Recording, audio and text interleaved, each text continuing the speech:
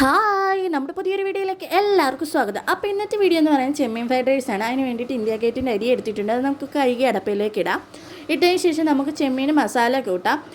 ചെമ്മീന് വേണ്ടിയിട്ട് മുളക് പൊടി, മഞ്ഞൾപ്പൊടി, കുരുമുളക് പൊടി, കുറച്ച് ഉപ്പും കൂടി ചേർത്ത് നന്നായിട്ട് മിക്സ് ചെയ്ത് വെക്കാം. ഒരു 5 മിനിറ്റ് നമുക്കതൊന്ന് റെസ്റ്റ് ചെയ്യാൻ വെക്കേണ്ടതുണ്ട്.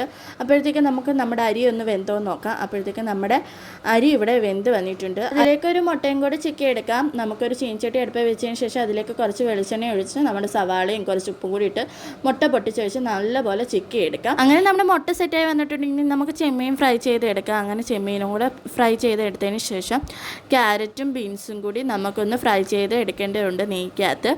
അങ്ങനെ ഒരു ചട്ടി എടുത്തതിന് ശേഷം നമുക്ക് നെയ്യും കുറച്ച് വെളിച്ചെണ്ണയും കൂടെ ചേർത്ത് നമുക്ക് ആദ്യം ബീൻസ് ഇട്ട് കൊടുക്കാം.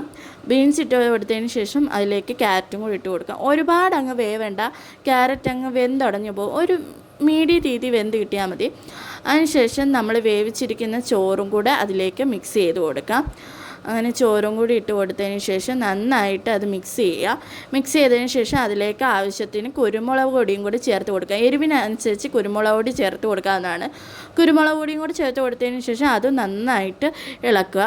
പിന്നെ നമ്മൾ ചിക്കി വെച്ചിരിക്കുന്ന മുട്ടയും കൂടെ അതിലേക്ക് ഇട്ട് കൊടുക്കാം.